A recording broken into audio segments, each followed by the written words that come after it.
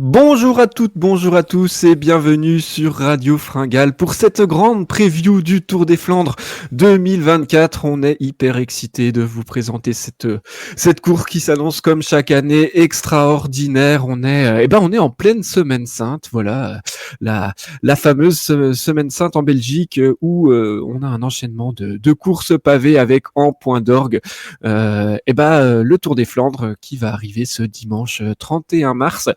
Pour m'accompagner ce soir, pour vous présenter cette course, vous le connaissez grâce à ses analyses qui sont aussi tranchantes que les accélérations de son idole en maillot arc-en-ciel. Et jamais il n'arrêtera de s'extasier sur les performances du champion qu'il veut voir remporter un 3e Ronde 2 et égaler le record de victoire. Salut Titien, comment vas-tu ?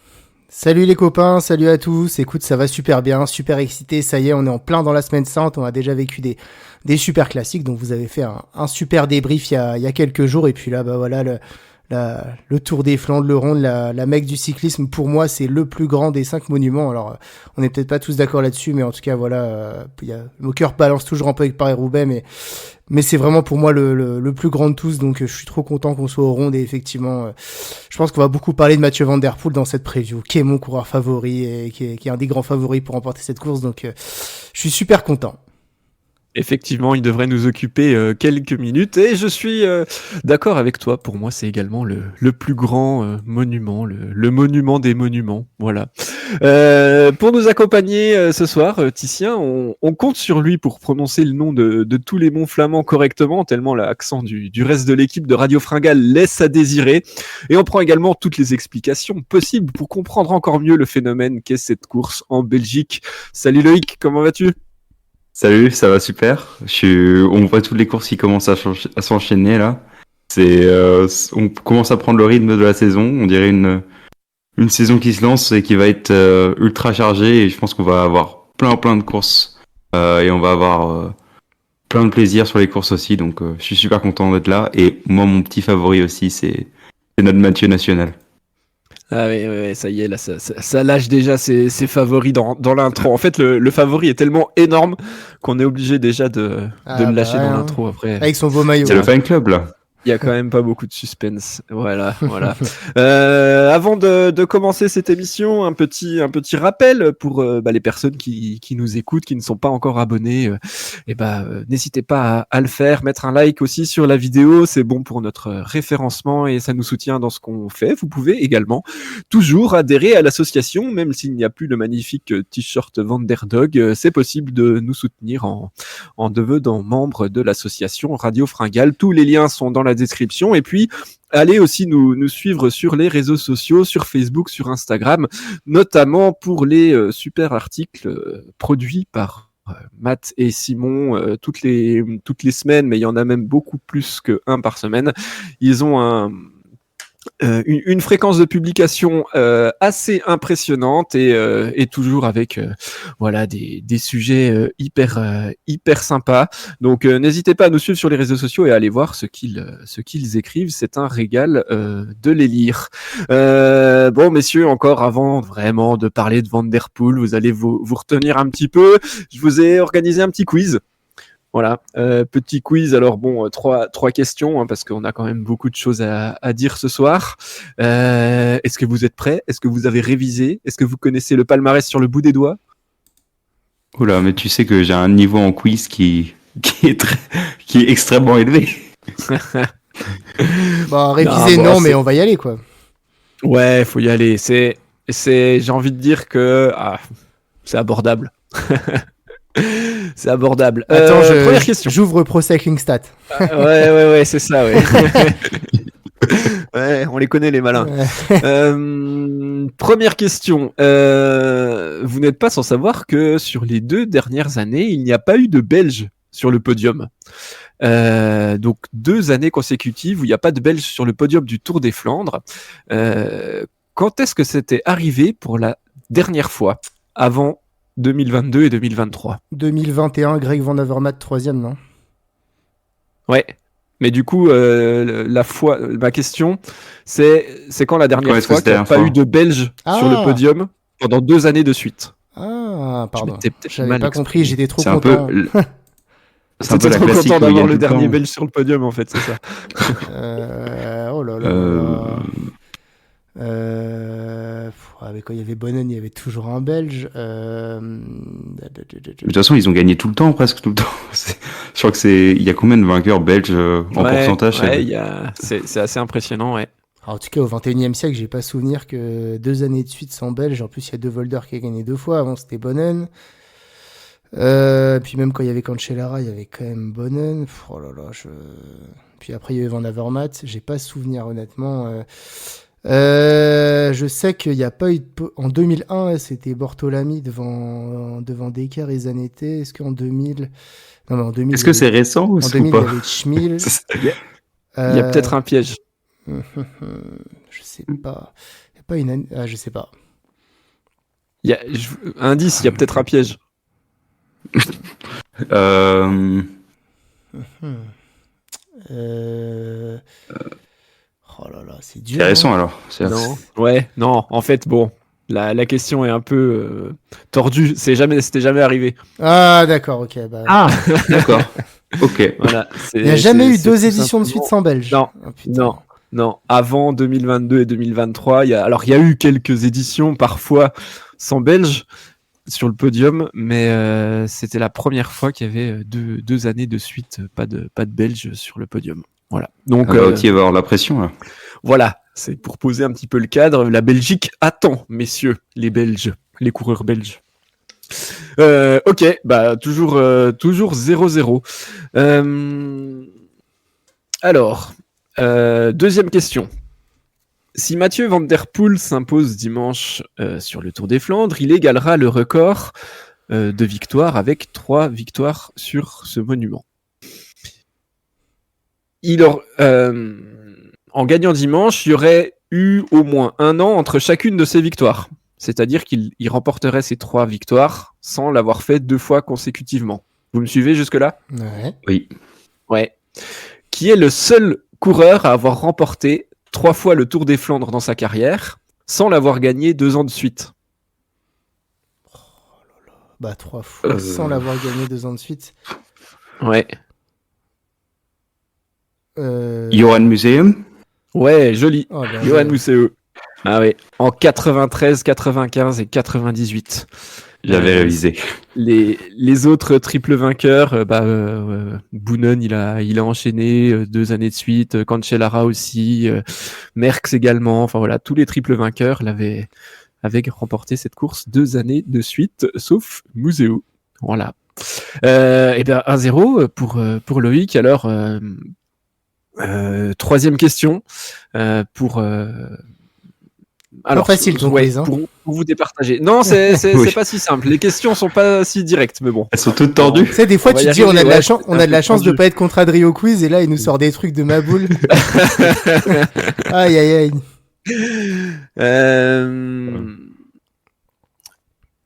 Peut-être une question de rapidité, et puis on verra si vous êtes ex aequo, on trouvera une autre petite question pour vous départager. Citez-moi le nom d'un coureur qui a remporté le Ronde avec le maillot arc-en-ciel sur le dos. Sagan. Ouais, Ah, bien Sagan. joué. Joli. Joli. Victoire de Loïc dans le quiz, Un premier. 2-0, magnifique. Sagan, Bravo, Loïc. donc oui, qu'il avait emporté. Il y avait également Boonen, Merckx, Boonen, ouais. Van Looy et Louison Bobet qui ont gagné tous les 5 le Ronde avec le maillot arc-en-ciel. Et ben voilà, Loïc, serait-ce ta première victoire sur le quiz? Alors, oui, c'est la première victoire. J'ai levé les bras là tout seul chez moi. C'est magnifique, c'est magnifique. C'est la même célébration que le futur vainqueur de dimanche, peut-être. Bien sûr. À voir. Eh ben, on va pouvoir rentrer dans le dur de l'émission, dans la preview de ce Tour des Flandres 2024.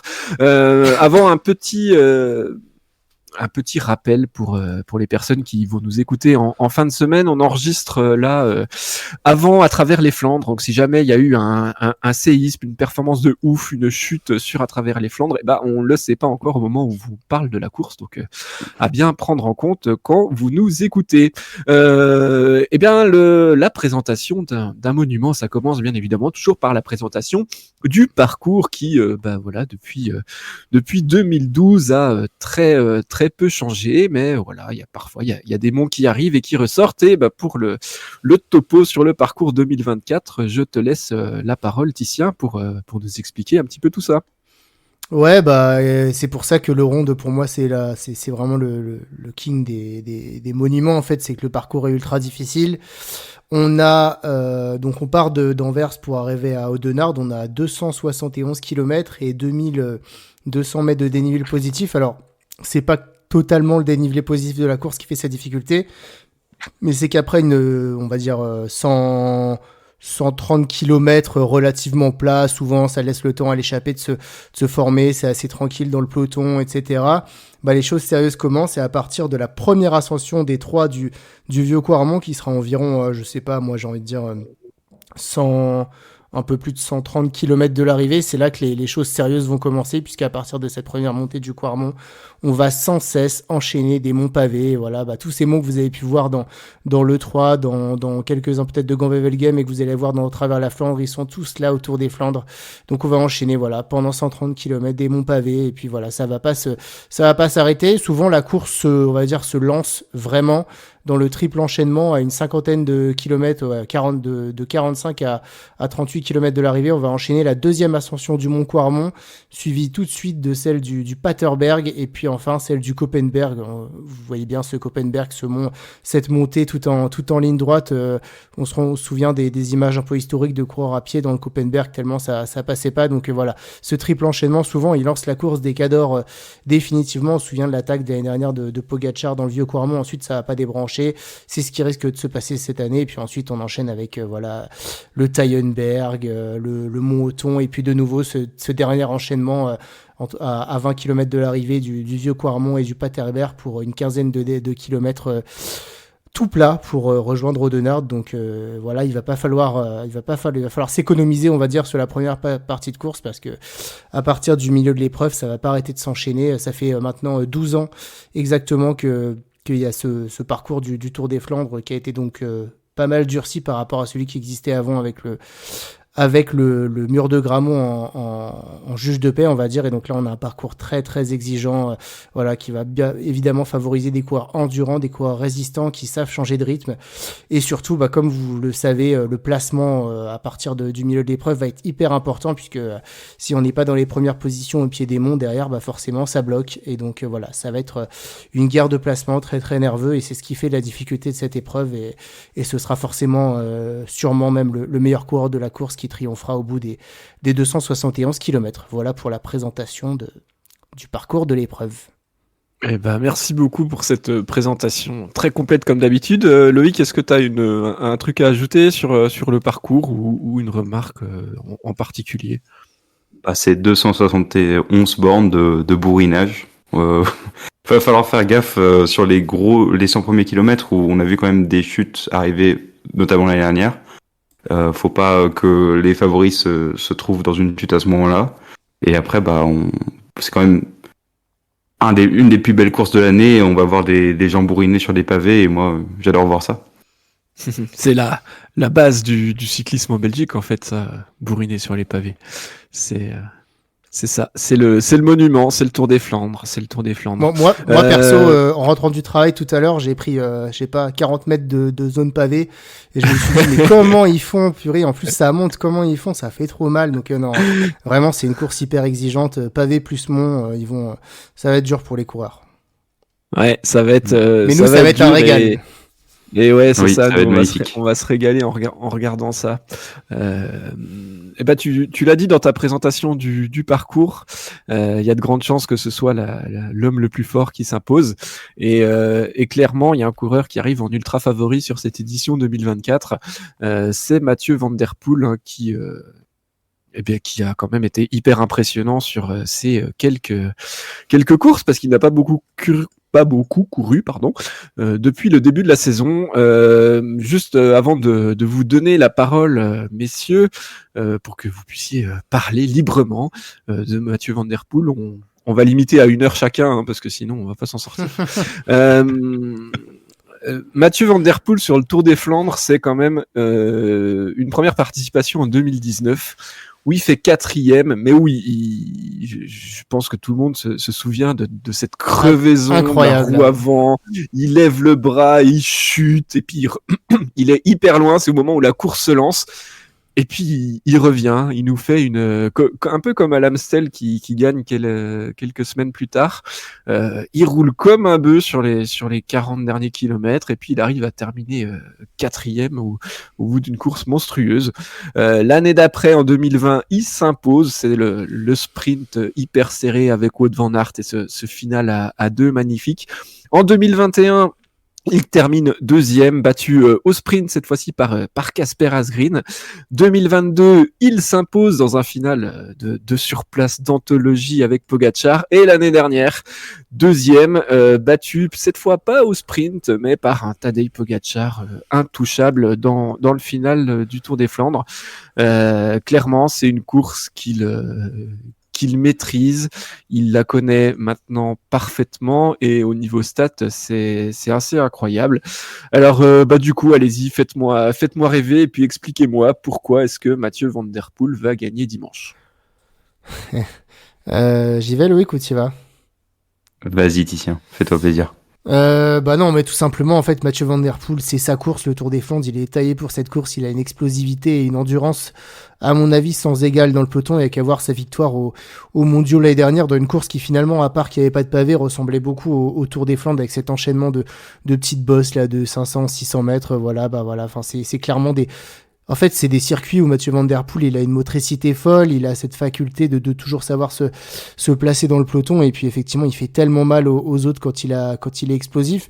Et en plus, depuis la saison dernière, en plus de cette explosivité, il a cette capacité en fait à enchaîner les attaques, là où en fait ses adversaires sont aussi très forts et vont savoir le suivre pendant 3-4 attaques. Mathieu Van Der Poel, il pourra en mettre une 5e, et cette fois-ci, ce sera trop pour ses adversaires. Donc en fait, cette course, on l'a bien vu, on en parlera après. Mathieu Van Der Poel, il a pas tout gagné, puisqu'il vient par exemple de finir 2e de Gand-Wevelgem. C'était pas le même type de course. Le 3, ça se rapproche beaucoup plus d'un Tour des Flandres, avec une concentration, un enchaînement de monts au milieu de la course là, qui est assez incroyable. C'est ce qu'on va retrouver sur le Ronde, et on a bien vu que Mathieu Van Der Poel a ce petit jeu-là, voilà. Attaque après attaque, il a fait craquer tous ses adversaires. C'est également ensuite en fait des séquences où de cet enchaînement de monts, il va être assez difficile de le piéger, parce qu'en fait les coureurs sont toujours en prise. Donc finalement, un coureur qui va se porter à l'avant, il va être obligé de faire un très très gros effort, et qui pourrait payer ensuite. Donc voilà, en toute logique, par rapport à la fois à son historique sur la course, comme tu l'as rappelé, par rapport à sa forme du moment, et par rapport au parcours qui lui va comme un gant, et par rapport à ses qualités, pour moi, par rapport à ces 3 arguments-là, voilà, c'est le champion du monde, il est en forme, il est forcément le grand favori de la course. Et puis 4e chose, le seul gars qui l'a battu l'année dernière, c'est Tadej Pogačar. Il faut pas oublier que Van Der Poel l'année dernière, il a simplement été battu par un énorme Tadej Pogačar. Il finit à une 15aine de secondes, mais c'est simplement, voilà, il est tombé sur le meilleur coureur du monde, qui avait fait du Tour des Flandres un grand objectif. Mais lui aussi, Van Der Poel, il avait remonté 3 minutes sur un groupe d'ultra costauds l'année dernière, et ça l'avait pas empêché de lâcher ce groupe et de mettre 1 minute à ce groupe. Donc s'il est en tout cas sur la même forme que l'an dernier, et ça a l'air bien parti, voilà, je le vois inarrêtable sur cette course. Je sais pas ce que t'en penses, Loïc. Moi, je pense qu'il va être il est dans la continuité de cette dernière année, on va dire. Il est ultra explosif, comme tu l'as dit. Globalement, je suis tout à fait d'accord avec toi. Après, je pense qu'il faut pas non plus, faut pas plier le Tour des Flandres tout de suite, hein, parce qu'il y a quand même du monde derrière. Il y a Pedersen qui le bat il y a quelques jours. Mais pour moi, c'est en effet l'archi favori. Il est entre guillemets sur ses terres. Les pavés vont se plier en dessous ses roues, quoi. C'est pas lui qui va plier en dessous les pavés. Non, il est super fort, et c'est l'ultra favori. Non, c'est vrai. Ouais, puis alors moi je trouve que Mathieu Van Der Poel, surtout sur le 3, j'ai l'impression qu'il est encore meilleur, ou alors c'est ses adversaires qui sont un peu moins bons qu'avant, mais Mais sur le 3 l'année dernière, il n'avait pas sorti Pogačar et Van Aert il était juste derrière et alors là ça se fait pas jouer à grand chose aussi sur le 3 avec Van Aert qui est revenu tout près, mais je sais pas, il dégage encore. C'est déjà un coureur avant son titre de champion du monde qui dégageait de l'assurance et là je trouve qu'il en impose encore plus. Il sait vraiment ce qu'il fait, il s'affole pas forcément. Tu vois qu'il a sa stratégie en tête et puis qu'il y tient. Et ça, pour moi, c'est une grande force, surtout sur un Tour des Flandres. C'est la capacité qu'il a à prendre des décisions rapidement, à suivre aussi ses plans, à suivre ses intuitions, qui souvent sont bonnes en course. Et ça, clairement, si sur le Tour des Flandres, t'es le favori, tu commences à sauter sur tout ce qui bouge n'importe comment à 120 bandes de l'arrivée, ça va être compliqué parce que tu risques de te cramer. Et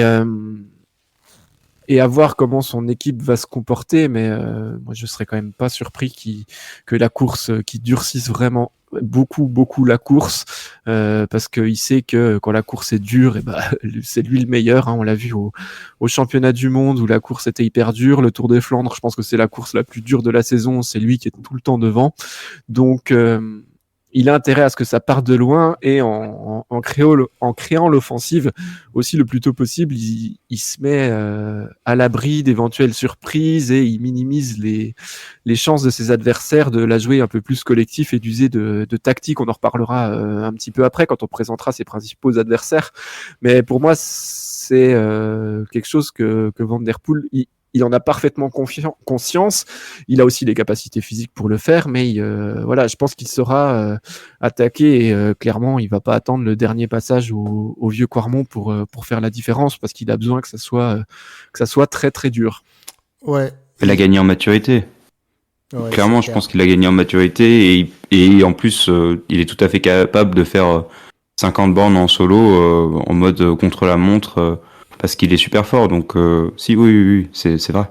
Et au-delà de ça, en fait, si on prend simplement ce qui s'est passé cette semaine, alors moi, sur Grand Wevelgem, il a pas gagné, je trouvais quand même qu'il était très fort, parce que Pedersen, il est quand même resté près de 15-20 km dans la route Van Der Poel, et qui s'est fait attaquer à tour de rôle par les treks, et quand Milan est parti, voilà, c'est Van Der Poel qui a dû faire tout le travail.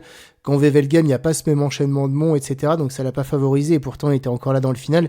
Et puis surtout, le Grand Prix E3, le 3, c'est quand même 1 heure de course de moins que le Tour des Flandres. On sait que Van Der Poel, les courses longues, ça lui fait pas peur, hein, vu toutes les courses qu'il a gagnées. Et quand je vois comment il arrive, il est en parade dans le dernier kilomètre sur le 3, alors que ses poursuivants qui arrivent derrière à plus d'1 minute 30, ils arrivent, mais les mecs, ils sont, enfin, Wout van Aert, il en peut plus, il est à bout de souffle, enfin, même les meilleurs, Stuyven, enfin, tu sens qu'ils sont allés au bout d'eux-mêmes, en fait, derrière. Et lui, tu sens, en fait, que, enfin, le dernier kilomètre, il s'est clairement relevé, il faisait des coucous à la caméra, enfin, il y avait quand même un autre monde, en fait, hein, que ces coureurs. Et si je me dis qu'en fait, déjà, il y a cette différence qu'il peut faire sur une course de 200 km, moi, je trouve que justement, plus il y a de kilomètres, plus ça va avantager Mathieu Van Der Poel. Bah, j'ai un peu peur pour les adversaires parce que si t'arrives épuisé déjà sur une course comme, enfin, sur le 3, alors qui est très très difficile parce que c'est une sorte de mini Tour des Flandres, mais c'est quand même pas le Tour des Flandres. Enfin, moi, si le 3 avait duré 40 km de plus, il leur mettait peut-être 3 minutes, 4 minutes, hein. Je sais pas, mais donc, enfin voilà, en tout cas, la forme du moment vient en plus, et puis, enfin, sa saison de cyclocross, on sent que, en fait, quand il est vraiment en forme, il est intouchable. Donc, s'il est à son top niveau dimanche prochain, ce qui risque quand même d'être le cas, bah ouais, en tout cas physiquement c'est le grand favori et il semble assez intouchable en ce moment. Il va falloir mettre en place des sacrées stratégies, ou alors il va falloir qu'un ou plusieurs de ses adversaires arrivent à élever assez largement leur niveau. Bah, il a l'air surtout de super bien viser ses pics de forme. Enfin, on l'a vu l'année dernière, il gère sa saison, enfin il court énormément, mais quand il a un objectif en tête, souvent il marque, il fait un top résultat. Il balance sa saison de façon super intelligente, je trouve. Ouais, c'est devenu aussi ça une de ses forces, alors que lui, au début de sa carrière, il était un petit peu en mode tout le temps à bloc et on voit, hein, et c'est aussi, on en a déjà parlé longuement, pour ça qu'il réussit sa saison 2023 magnifiquement, parce que sur Tirreno, bah, il fait le boulot, il fait des efforts, il est pas au top, derrière il claque Milan-San Remo, il fait une superbe campagne de classique, deuxième du Ronde 2, il gagne Paris-Roubaix. Et puis rebelote sur le Tour de France, il est un peu inexistant, il fait des échappées, on le voit pas trop, et puis paf, derrière il est champion du monde, donc clairement il sait ce qu'il fait, et il arrive à une maturité, il vient d'avoir 29 ans, il est au top de sa forme encore, et c'est dans la force de l'âge comme on dit. Donc clairement l'ultra favori Van Der Poel. Mais c'est pas parce qu'il est ultra favori qu'il va forcément s'imposer, et c'est là toute la beauté du cyclisme. J'aimerais dans une deuxième partie de cette émission, messieurs, qu'on fasse un petit focus sur deux équipes qui on pense qu'elles ont en tout cas des cartes en main pour battre Mathieu Van Der Poel, et que de manière collective, il y a sûrement quelque chose de très très intéressant à faire. C'est bien sûr la Visma Lease a Bike et la Lidl Trek de formation j'allais dire qu'on ne présente plus, mais que vous allez quand même nous présenter pour mettre un petit peu en avant comment est-ce qu'ils peuvent battre Mathieu Van Der Poel. Eh bien, je pense qu'on peut parler comme tu veux, Tien, mais on peut parler de la Visma parce que pour moi, en fait, la Visma, alors, ça a été une force collective. Ces dernières années, ça a toujours été une force collective, et ça reste une force collective. Mais pour moi, sur ce rond 2, c'est le grand point d'interrogation, en fait. J'ai aucun coureur où je me dis, c'est sûr qu'il va. Enfin, il y en a un ou deux, mais où c'est sûr il va performer. C'est-à-dire que Van Aert, ça dépend aussi de la définition de ce qu'on appelle performer pour Van Aert, mais quand on le voit, sur la semaine dernière, il dit je me suis beaucoup entraîné, c'est pour ça que je suis pas en énorme forme. Il sprint même pas pour la pour la deuxième place. Après, on a un Van Baarle qui a été inexistant pour moi. Enfin, je l'ai pas vu dans ces dernières semaines. Il y a Tratnik qui chute sur la dernière course. Après, il y a Jorgensen qui fait un super début de saison, où là je me dis il était à la Movistar l'année dernière, et je pense que lui, par contre, il a fait un top 10 l'année dernière. Je le vois bien performer. Je pense que ça va être un énorme atout pour Vauti. Mais pour moi, c'est par rapport aux années précédentes, je trouve que je me dis c'est beaucoup moins fort. Et après, l'interrogation qu'on a aussi, c'est Christophe Laporte qui a pas couru depuis 2 semaines, depuis Milan-San Remo, je crois. Et il avait fait il s'est parmi, je crois, et puis alors juste là, hier il était dans la start list, il est forfait, et là il y est plus. Il est forfait. Il est officiellement forfait. Je voyais, du coup il disait qu'il avait eu des problèmes d'estomac et qu'il n'avait pas réussi à s'entraîner depuis une dizaine de jours. Donc moi je trouve, c'est quand même une pièce ultra importante de l'échiquier Visma. Donc je me dis lui en plus, et après je me dis par rapport à l'année dernière, tu vois, il y a pas Van Hooijdonk, et lui c'était aussi quelqu'un de très très important pour l'équipe. Et je me dis que l'ensemble est quand même vachement fragilisé par rapport à l'autre équipe qu'on va présenter. Je veux pas spoiler, mais je trouve que ça a été très fragilisé. Mais bon, après, ça se trouve, Wout va nous sortir une super performance, et en fait, il nous fait comme Mathieu l'année dernière, où il nous vise vraiment les courses à la semaine près, et qu'en fait, d'ailleurs, il court pas cette semaine. Peut-être qu'il va nous viser un pic de forme super précis, et il va nous faire une masterclass. Ouais, c'est tout ce qu'il faut espérer. Mais en tout cas, moi je te rejoins sur la Visma. C'est clair que c'est l'équipe qu'on attendait comme étant la nouvelle Soudal Quick-Step sur les classiques cette année. Alors ils ont très bien débuté avec la victoire sur le Newsblad de Tratnik et celle de Van Aert sur Kuurne. J'ai l'impression que depuis 2-3 semaines c'est compliqué pour cette équipe, pas seulement sur en fait, ils ont remporté Paris-Nice, ils ont remporté Tirreno, et puis depuis c'est pas facile. Le Catalogne, ça allait pas du tout. Pour l'instant, les classiques, on attendait la Visma pour tout casser. Finalement, et entre ceux qui finissent pas, Tish Benoît, je crois qu'il revient de blessure au début de saison. Il avait, enfin voilà, qui est pas en tout cas à son top niveau. Laporte qui sera pas là. Enfin voilà, il y a quand même plusieurs choses qui font que, enfin, le collectif de la Visma, il est pas hyper impressionnant. Donc ouais, je sais pas. Il va falloir que Wout van Aert soit très fort, en tout cas pour pouvoir faire quelque chose, parce que je sais pas s'il pourra autant compter sur son équipe que ça. Il y a bien sûr Matteo Jorgensen qui était très impressionnant, vainqueur de Paris-Nice, et puis qui était, enfin voilà, encore là le 3. Donc il va falloir essayer de jouer également avec Jorgensen et pas seulement la carte Van Aert, à mon avis, pour que la Visma puisse peser sur la course. Ouais, c'est vrai qu'il y a il y a sur le papier au début de saison, s'ils avaient aligné cette équipe, on aurait pu se dire ouais, ça va être énorme, mais là ils doivent composer avec forfait de Laporte, Van Barle, Tratnik et Benoît qui clairement à mon avis ne seront pas à leur top niveau dimanche. Pour moi, le principal lieutenant de Van Aert, ça sera Jorgensen. On a vu à quel point il l'a accompagné dans dans les premières classiques. Je crois qu'ils étaient échappés ensemble sur le Newsblad, si je dis pas de bêtises. Et puis sur le 3, il fait aussi un sacré boulot. Mais je pense que ça sera pas suffisant si juste Jorgensen il reste tout le temps avec Van Aert et puis qu'il roule devant lui pour l'emmener tranquillement avant un mont avec par exemple Mathieu Van Der Poel dans la roue. Donc j'espère vraiment pour l'intérêt de la course que la Visma va oser lancer Jorgensen à l'avant assez tôt. Dans les premiers, quitte à l'envoyer avec Benoît ou autre, et puis laisser un coureur avec Van Aert pour qu'il puisse avoir quand même des équipiers autour de lui. Mais je pense qu'ils ont tout intérêt à anticiper de cette façon, parce que s'ils anticipent avec un autre coureur que Jorgensen, je pense que ce coureur-là sera pas assez fort pour éventuellement l'emporter si jamais les favoris n'arrivent pas à revenir derrière. Donc je sais pas ce que vous pensez de cette option, mais pour moi c'est un peu la seule option offensive d'envergure qu'elle pourrait mettre en place.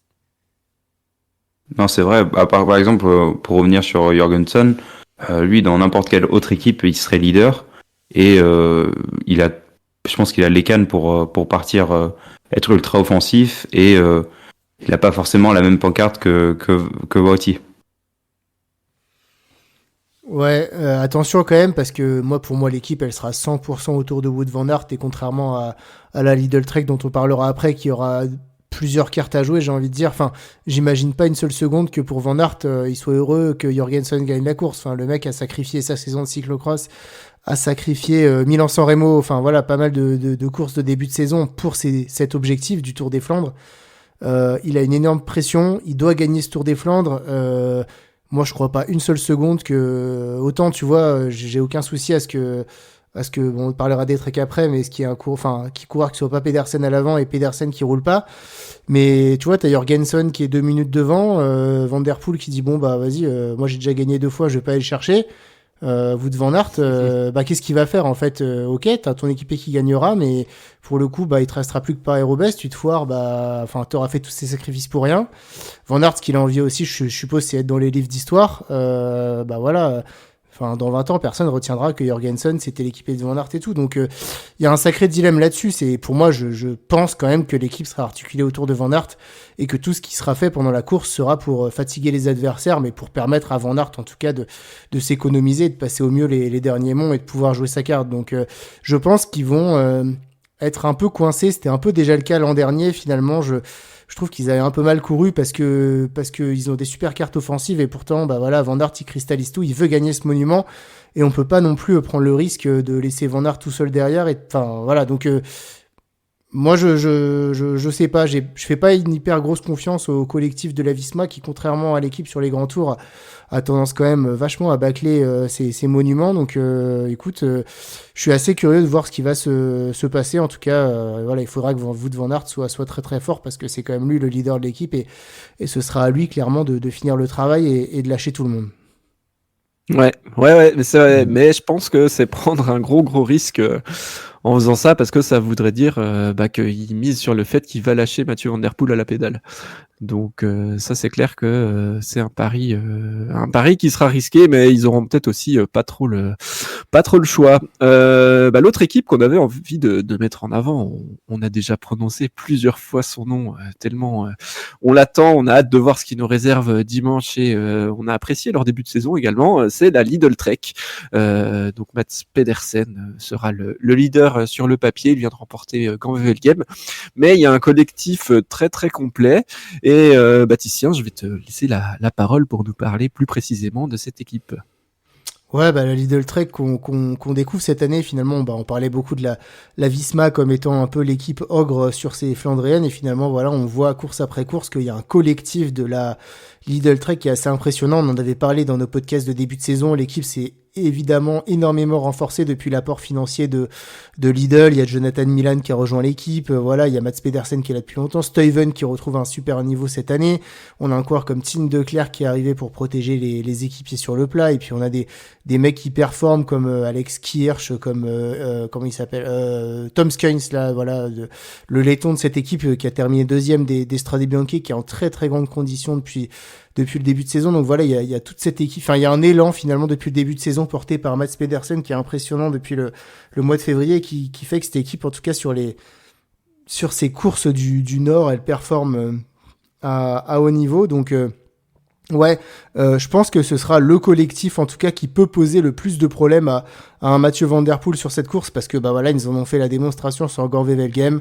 Voilà, ils ont fait ce qu'il fallait faire pour faire perdre Mathieu Van Der Poel, c'est-à-dire qu'avec des coureurs ultra costauds, voilà, ils ont joué la carte de l'attaque. C'était Milan qui a dû faire des efforts à Van Der Poel, ensuite Pedersen qui fait encore faire des efforts à Van Der Poel, Milan qui est reparti, et en plus ils ont pas eu de chance puisque Jasper Stuyven a crevé et a été décramponné, et puis Alex Kirch également qui est tombé. J'espère qu'il s'est pas fait trop mal, mais voilà, en tout cas, et puis Mats Pedersen qui conclut le travail.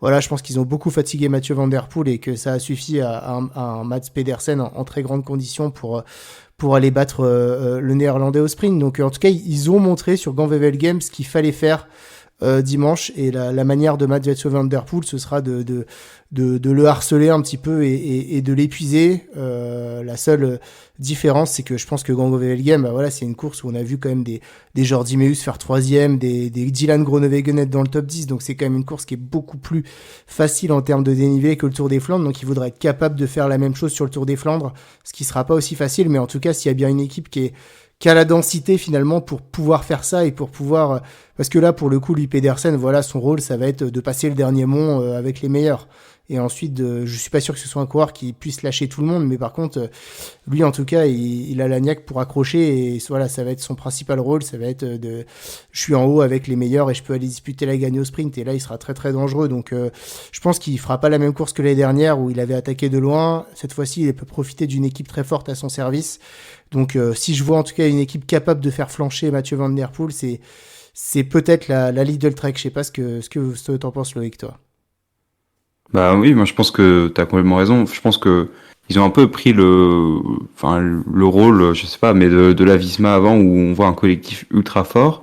Et moi, la question que je me posais, est-ce que Milan va anticiper et va essayer de partir avant pour épauler Pedersen, ou comment est-ce qu'ils vont pouvoir faire la course? Je pense qu'ils ont énormément de cartes et ils peuvent jouer dans tous les sens. Et moi, je me dis que bon, il grimpe pas forcément très bien, mais un Milan qui part en éclaireur comme ça, moi, je vois bien le truc se passer comme ça. Du coup, j'ai envie de vous poser la question. Dimanche, vous êtes DS de Lidl Trek. Comment est-ce que vous gérez tactiquement? Qui est-ce que vous envoyez à l'avant? À quel moment de la course? Et qui est-ce que vous allez garder autour de Pedersen, qui semble quand même le favori et le coureur à protéger le plus longtemps, qui bénéficiera pas forcément d'un bon de sortie? Comment, avec les coureurs qu'il y a, avec les 7 coureurs qu'il y aura au départ dans l'équipe, comment est-ce que vous géreriez ça, vous? En fait, t'envoies à l'avant en premier tu vois, un Jonathan Milan, on va pas se le cacher, il est impressionnant. Pour autant, j'ai du mal à l'imaginer voir vainqueur du Tour des Flandres. C'est quand même, on a bien vu quand même que voilà, même si en fait il s'est accroché sur un ou plusieurs moments, c'est un coureur encore, on l'a vu également sur Milan-San Remo, qui a pas forcément l'endurance encore pour briller sur ses courses. Donc moi j'enverrais bien Milan à l'avant et puis un Tom Skuns, enfin voilà un coureur comme Tom Skuns qui peut durer longtemps dans la course, des Kirch et je garde voilà pour autour de Van Der Poel mes deux grands leaders parce que on parle de Mats Pedersen mais Jasper Stuyven il est impressionnant également. Hein. Enfin il a fini quand même deuxième de l'E3, c'était peut-être le deuxième meilleur ou troisième meilleur derrière Van Aert et Van Der Poel. Donc voilà il faut que ces deux coureurs puissent, en tout cas il faut pouvoir les économiser, ça va être ça qui va être important. Il faut pouvoir les économiser parce qu'en fait moi j'y crois pas à un coureur qui partirait loin à 100 km de l'arrivée et qui résisterait. Le parcours il est trop difficile, le niveau il est trop élevé. Donc moi ce serait une erreur d'envoyer un Stuyven, enfin même s'il est très fort, il va s'épuiser devant et l'enchaînement fait qu'au bout d'un moment ça va devenir dur pour lui.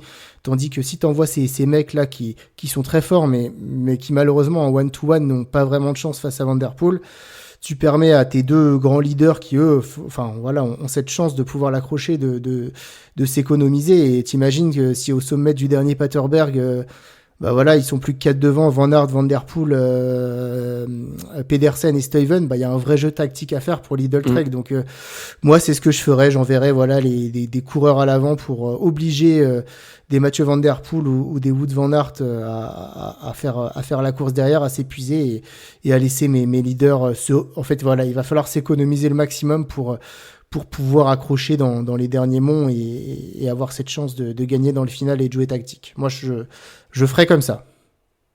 Oui, moi je pense que c'est plutôt bon, mais moi Milan, je l'envoie à l'avant, je sais qu'il va pas forcément gagner, mais je pense que c'est un bon entraînement pour lui aussi pour Paris-Roubaix de partir comme ça bourriné à l'avant.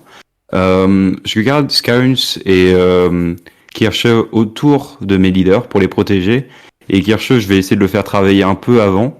Et après Skuns, je vais vraiment l'utiliser à la toute fin pour essayer de faire exploser du monde dans les derniers monts.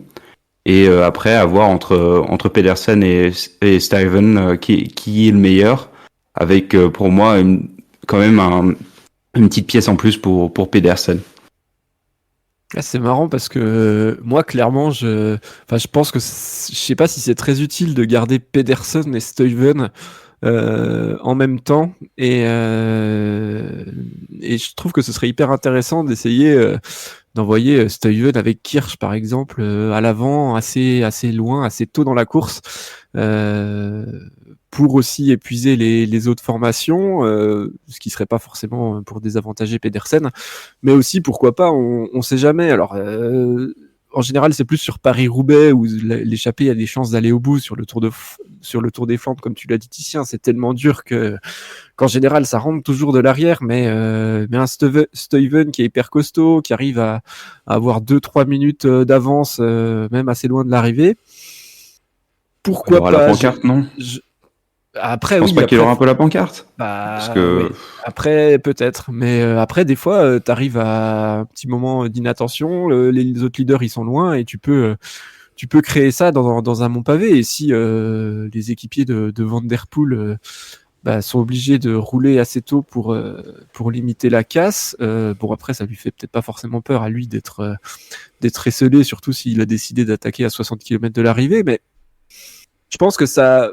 En fait, ce serait un peu plus offensif selon moi. J'aurais peur parce que clairement envoyer Jonathan Milan devant, pour moi ça sert pas à grand chose parce que si c'est pour donner un relais quand Pedersen revient avec Van Der Poel et Van Aert, et pour moi Milan il a aucune chance de gagner, donc je sais pas. Ouais. En fait, tu vois, il y a la jurisprudence 2023. Enfin, l'année dernière, on se souvient, c'était un groupe de monstres qui était parti. Ils étaient 10. Oui. Ils avaient 3 minutes d'avance. Ils ont fini avec 1 minute de retard sur Van Der Poel. Il leur aura repris 4 minutes en 45 km. Il y avait Pedersen. Non, mais il y avait, tu l'as dit, c'était hyper costaud. Fred Wright, il y avait Paules, il y avait Trent. Ça, c'était des monstres devant. Et pourtant, ils se sont pris 1 minute de retard alors que vraiment, au pied du vieux Quarm. Ouais, non, mais vraiment, c'était, et du coup, en fait, tout dépendra du statut qu'a Jasper Stuyven dans son équipe, mais avec sa deuxième place sur le 3, à mon avis, il peut revendiquer un statut de co-leader. Et tu sais très bien que si tu pars à 100 km de l'arrivée, c'est dur le Tour des Flandres, faut tenir. Alors même si t'as 2 minutes, peut-être que ses chances, elles sont plus élevées en restant le plus loin possible et en s'économisant. Donc je sais pas si t'acceptes entre guillemets, t'es un peu sacrifié, mine de rien, quand tu pars devant. L'année dernière, tu prends le risque, effectivement. Mais après, est-ce que c'est pas le risque à prendre pour gagner et pour battre Van Der Poel? Si, mais je pense que Stuyven, je suis pas sûr, parce que. Ouais, vas-y.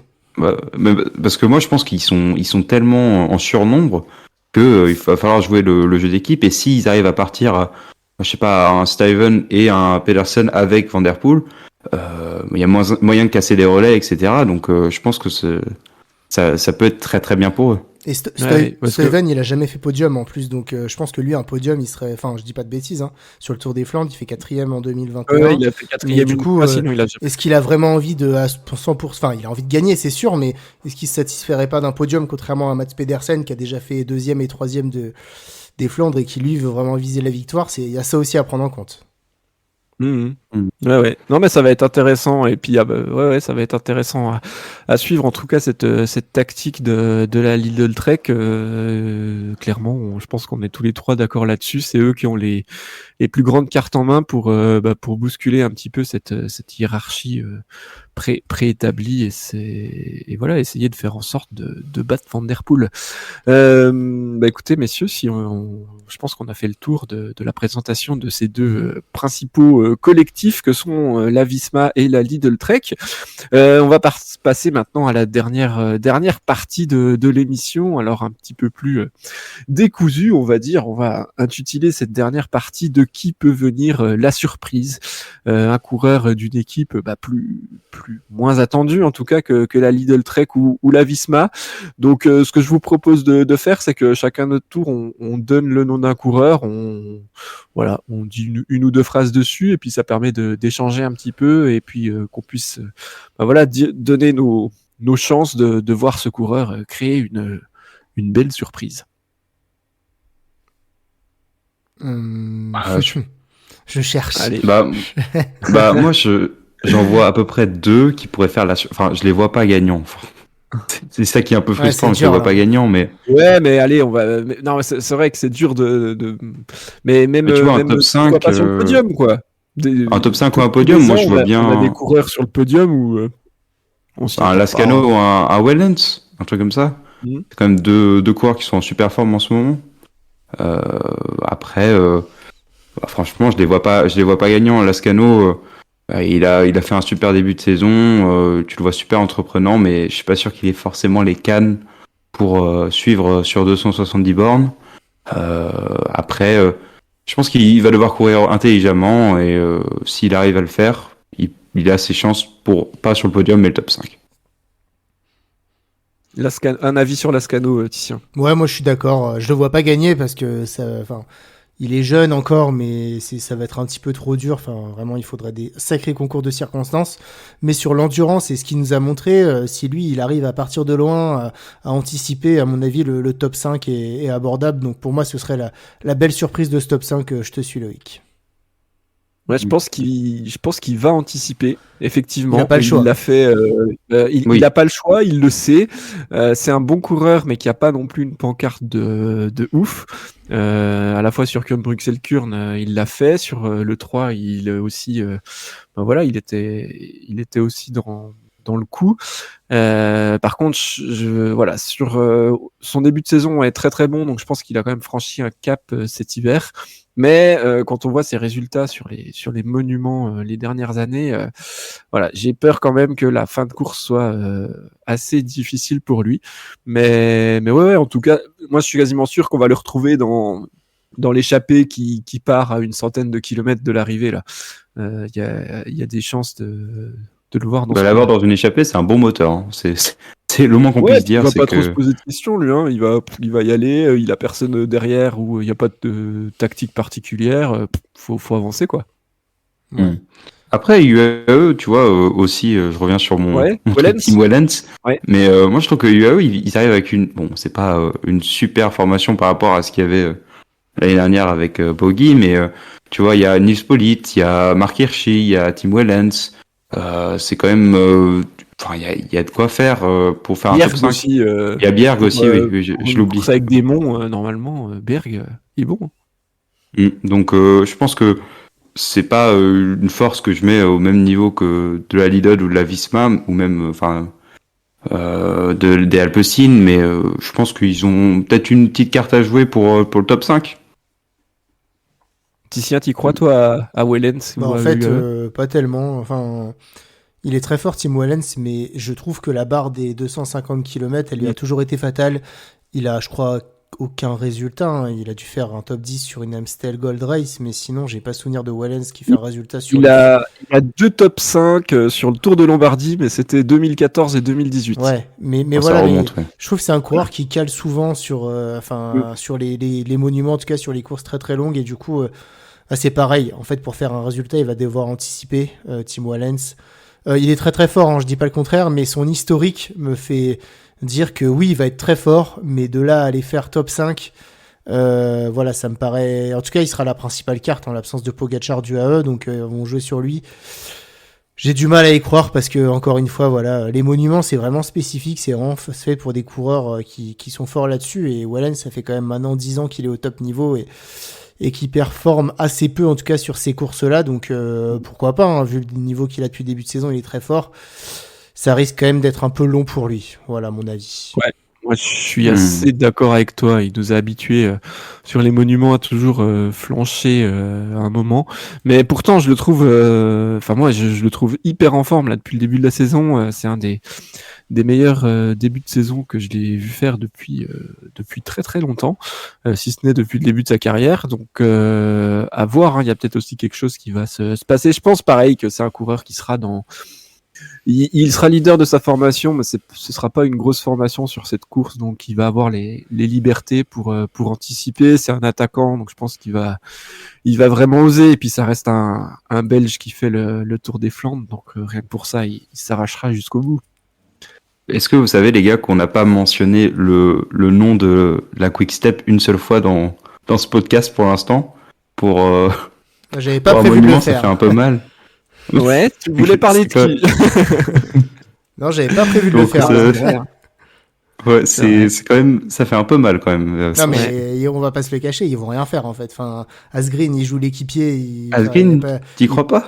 Bah, franchement, sur les 2 dernières classiques, là, il est aux fraises totalement. Enfin, l'année dernière, il était fort sur le Tour des Flandres, mais je sais pas ce qui. Enfin, bon. Et puis Patrick Lefebvre qui vient de refaire une sortie en mode ça va pas du tout l'équipe. Certes, on s'est tourné vers les grands tours, mais les Flandriens, pourquoi je les paye? Enfin, il y a un truc qui va pas. Non, enfin, On retourne à l'EHPAD, papy. Non, mais au-delà de ça, voilà, l'ambiance elle est pas bonne instaurée par Patrick Lefebvre. Au-delà de ça, la réussite elle est pas là. Julien Lafilippe, alors certes sur son punch, son explosivité, il passe bien les monts, mais moi je suis persuadé que voilà, c'est pas des courses qui lui conviennent vraiment. Non, bon, la Soudal Quick-Step, pardon, je parierais sur aucun de leurs coureurs pour être dans le top 10 final. À eux de nous surprendre. Hein. Je suis bien d'accord avec toi. Ça semble compliqué vu le début de saison. Après, on n'est pas à l'abri. L'année dernière, c'est pareil. Hein. Asgreen, il fait des premières classiques catastrophiques et puis il arrive quand même à choper le top 10 sur le Tour des Flandres. Je pense effectivement qu'on sera trop juste pour faire un plus grand résultat. Hein. Il pèse plus du tout sur la course. Pourtant, quand on voit les noms comme ça, on se dit ça a de la gueule, mais ouais, il y a un truc effectivement qui s'est cassé. Et puis, pour revenir sur les déclarations de Lefebvre, c'est un peu de sa faute en fait si l'équipe en classique elle est beaucoup moins performante, c'est parce que c'est lui qui a décidé un peu son choix aussi, que ça soit une équipe de grand tour. Donc mais bon, enfin on est habitué, mais c'est marrant parce qu'on fait même plus attention à ces déclarations maintenant tellement c'est ridicule quoi. Donc ouais, pas la Soudal Quick Step, mais c'est vrai que moi j'avais pas mis de coureur de la Soudal Quick Step dans ma petite liste non plus. Qu'est-ce que vous pensez les gars d'un éventuel top 5 voire podium de Bettiol? Petite question comme ça. On l'a vu costaud, il a fait un très bon Milan-San Remo. Voilà, je voulais avoir. Moi, il était dans ma shortlist. Après, parce qu'il est en forme en début de saison et qu'il a déjà gagné. Après, face au monstre qu'il y a, je sais pas trop comment est-ce qu'il peut faire, quoi. Et je suis pas sûr que l'équipe qu'il est autour de lui lui permette de faire grand-chose. Après, je sais pas si toi, Titien, t'as une autre idée. Bah déjà, il a abandonné à l'E3 parce qu'il est tombé, donc ce qui est jamais très bon signe. En plus, bah ça y est, il a fait son apparition annuelle, voilà, en faisant premier de Milan-Turin et cinquième de Milan-San Remo. Donc je pense qu'il va repartir pour quelques mois d'hibernation comme il sait faire. Je suis méchant, mais non, je parierais pas non plus sur Alberto Bettiol. Voilà, son Tour des Flandres 2019, voilà, dans notre écrase les pédales sur les étoiles filantes, je l'avais mis, je le pense toujours. Donc voilà, il fait quelques apparitions par-ci par-là, mais je pense que voilà, en plus avec sa chute, ça va être compliqué pour lui. Ouais, c'est vrai que c'est Ça le dommage. mérite étanché. Le fait d'être tombé, ça aide pas. Ça aide pas. Moi, j'ai un nom, hein, si tu veux. Ouais, vas-y. Moi, j'y crois dur comme fer. Et bah, écoute, on parle en fait, on a beaucoup construit l'émission autour des collectifs qui vont attaquer Mathieu Van Der Poel. Mais moi, pour moi, la meilleure réponse à ça va être l'attaque du côté de l'équipe Alpecin. Et moi, je vois très bien, gros comme une maison, Jasper Philipsen aller sortir un résultat que peut forcément attendre sur une course comme le Tour des Flandres. Mais il fait que cesser de progresser, en fait, Jasper Philipsen depuis des années. Moi, ça m'étonnerait pas. Alors, je m'avance un peu. J'ai déjà dit dans d'autres émissions qu'on se dirige petit à petit vers un profil à la Tom Bonnen. Alors, voilà, Tom Bonnen, c'est un immense champion. Donc, en tout cas, c'est plutôt vers un profil que vers le même palmarès. Mais écoutez, en fait, voilà, je vois pas pourquoi, en fait, on mettrait un mec comme Philipsen à rester dans le peloton, sachant que derrière, il sera pas d'une grande utilité. Enfin, moi, tu fais attaquer des mecs, enfin, si des coureurs d'équipe adverse attaquent à 100 km de l'arrivée, là, comme ça risque sûrement d'arriver, bah moi j'envoie un Jasper Philipsen devant qui va pas trop rouler. Ça va un peu casser les coups devant, ça va pas faire progresser les autres. Et puis pour moi, il est très très costaud, Jasper Philipsen. Il est capable, en faisant une course offensive, voilà, en participant pas trop devant, enfin voilà, en jouant le jeu d'équipe de Van Der Poel, de bien passer, d'être là dans le final et pourquoi même pas d'aller chercher un top 5 au final. Moi, j'y crois assez et je crois assez à cette stratégie de l'équipe Alpecin de dire, bah écoutez, nous aussi, on va envoyer un gros coureur devant. Vas-y, emmène le meilleur sprinter du monde jusqu'à la ligne. On va voir comment ils vont faire les autres équipes. Donc tout ça, faudra qu'il ait les jambes, mais je crois que c'est possible, qu'on n'a pas encore découvert toutes ses qualités. Qui aurait dit qu'il aurait passé le Poggio avec tous les meilleurs sprinters du monde. Donc, écoute, moi, c'est un scénario que je ferais, que j'utiliserais de la part de l'équipe Alpecin s'il a les jambes, et je vois bien Jasper Philipsen aller performer. Et bon, un top 10, ça me semble largement dans ses cordes, et pourquoi pas même un top 5, plus ce sera difficile, mais Alexander Kristoff, il a gagné le Ronde en 2015, faut pas l'oublier. Donc Jasper Philipsen, vu ce qu'il montre depuis 2 saisons, moi j'y crois du côté de l'équipe Alpecin d'être un peu le joker qu'on n'attend pas forcément. Ouais, en tout cas, je pense qu'ils auraient raison de l'utiliser comme ça.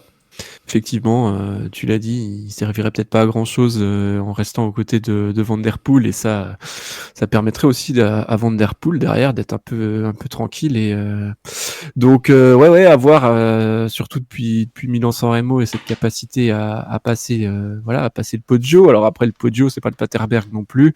Il y a cet enchaînement de monts, hein, là, les classiques flamandes qu'il a faites, bah c'était pas les plus difficiles. Donc je dirais que c'est un peu encore dans l'inconnu sur le Newsblatt. Voilà, il n'était pas forcément le résultat était pas forcément à la hauteur. Je demande à voir. Je serais pas aussi certain d'un top 10 sur une course qui est quand même hyper spécifique. Il l'a jamais terminé sur les 2 premières participations. Après, c'était avant qu'il passe vraiment un step sur ses courses et qu'il prenne aussi de la caisse. Mais ça va être très intéressant en tout cas de l'observer. Oui, bah d'accord avec vous, monsieur. Moi, je sais pas si je le vois vraiment faire un top 10 parce que à voir comment il va passer les monts, et c'est très long pour lui. Après, c'est une carte que Alpecin doit jouer. Je pense que, mais après, à voir aussi si Mathieu va être content avec le fait qu'on commence à jouer avec un autre coureur dans son équipe. Je sais pas. Non, oui, ça, c'est possible. Je vous balance un dernier nom avant qu'on se quitte. Valentin Madouas, c'est ça? Non. Non, non, mais son coéquipier. Ah, C'est Kung, il a fait 5e il y a 2 ans, 6e l'année dernière. C'est des courses qu'il aime bien. Et, sur les 2 dernières années, il a toujours été là sans vraiment lutter pour la victoire. Il fait un début de saison qui est... comment le définir ? Moi, je suis pas sûr qu'il fasse un très bon début de qui est saison. moyen pour son Oh, non. niveau, mais pas à la Ouais. ramasse totale non plus, mais pas forcément dans le coup. Il a eu quelques Moi, soucis. je pense que ça va être un petit peu plus. Il a eu des Ouais, soucis, il a perdu un enfant, je crois. ouais. Sa femme était enceinte et ils ont perdu l'enfant. Donc, je pense que personnellement, ça a été très dur pour lui ces derniers jours. C'est sûr que ça a un impact sur la performance, ce genre de Ouais, bien choses. sûr. Et moi, en tout cas, je trouve qu'il fait un début de saison moyen, mais en tout cas, moi, j'aurais rien à lui reprocher là-dessus. Je pense qu'il faut laisser le temps à Kung il faut laisser le temps de se reconstruire personnellement. Et j'attendrai rien de lui, je pense, sur ce début de saison. Et s'il fait un résultat, je serais super content pour lui aussi. Historiquement, tu vois il peut faire ce genre de choses. Et je pense que ce qu'on peut lui souhaiter, c'est que ça aille bien à peu près dans sa vie personnelle. Ouais, tout à fait. En fait, dans tous les cas, Stephen Kung, j'ai l'impression qu'il a une sorte de petit plafond de verre. Et le problème aujourd'hui, en fait, c'est que quand t'as pas de pointe de vitesse et pas de punch, c'est compliqué d'exister sur la scène internationale au top niveau. C'est peut-être le seul d'ailleurs qui est aussi fort, mais avec aussi peu de qualité. Enfin voilà, Stephen Kung, il a pas le choix déjà pour gagner, ça me paraît quasi impossible. Déjà qu'il accroche les meilleurs, ce qui me paraît très compliqué. Ensuite, faut qu'il parte tout seul. Donc voilà, et le niveau il est quand même assez élevé, donc voilà, il a avec ses problèmes, je trouve qu'il est un peu moins en forme que l'année dernière, donc à lui de nous surprendre, je serais évidemment hyper content pour lui. Je trouve que c'est un coureur qui se bat avec ses moyens, qui a pas eu de chance, enfin voilà, tous ces titres de champion du monde du contre-la-montre où il passe à côté, enfin voilà, en tout cas, ce serait super pour lui de pouvoir accrocher un podium déjà, mais je pense que ça va être un petit peu compliqué, mais il sera là, j'ai aucun doute que s'il finit dans le top 10, ce sera pas du tout une surprise pour moi, parce que depuis 3 ans, c'est le fer de lance de la Groupama, et avec un petit peu les difficultés de Valentin Madouas cette année, j'espère qu'il nous surprendra d'ailleurs Valentin Madouas, parce que franchement c'est quand même pas fameux depuis le début de l'année. J'espère qu'en tout cas Stephen Kung sera là pour représenter la Groupama FDJ et montrer que même si leurs pépites sont menacées, en tout cas ils peuvent compter sur les cadres de l'équipe. Donc ouais, je souhaite tout le bien à Stephen Kung pour cette course.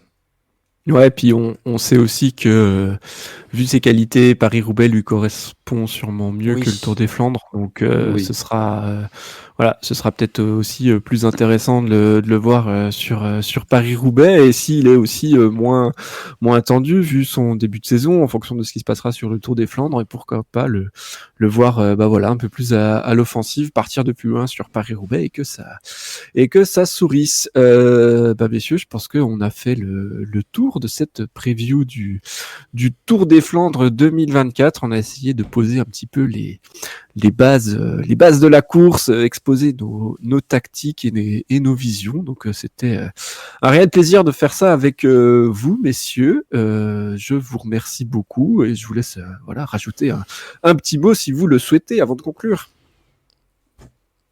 C'est hyper impatient d'être à dimanche, ça va être incroyable, c'est vraiment la course de l'année que j'ai pas envie de louper. Il y en a quelques-unes des courses d'un jour comme ça, mais le Tour des Flandres c'est un moment magique, et c'est vraiment, ça récompense les coureurs les plus forts de l'année. C'est toujours hyper spectaculaire, hyper stressant, donc voilà, ça va être un super moment de cyclisme. Et puis on se fait un petit prono quand même tous avant de finir l'émission. Allez, lâche ton podium.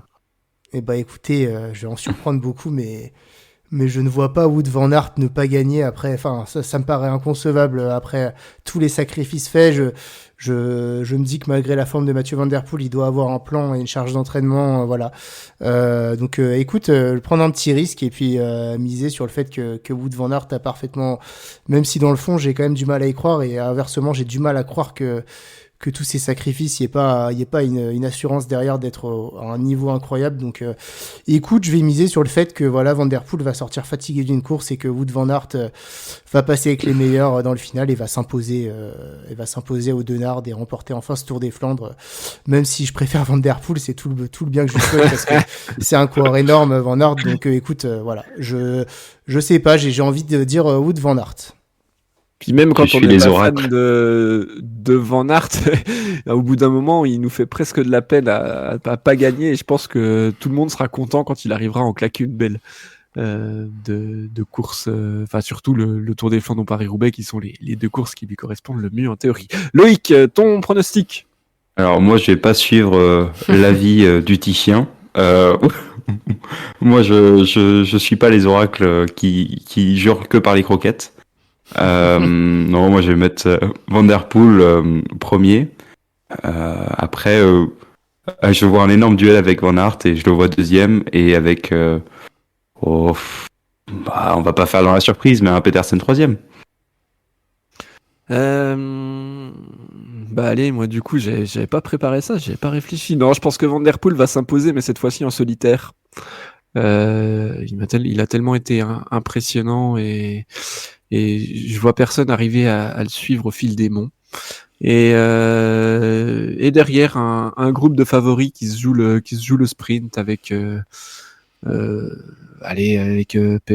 on va dire quoi, Pedersen devant Van Aert. Pas très original, mais en général le Tour des Flandres c'est quand même les plus costauds qui sont devant à la fin.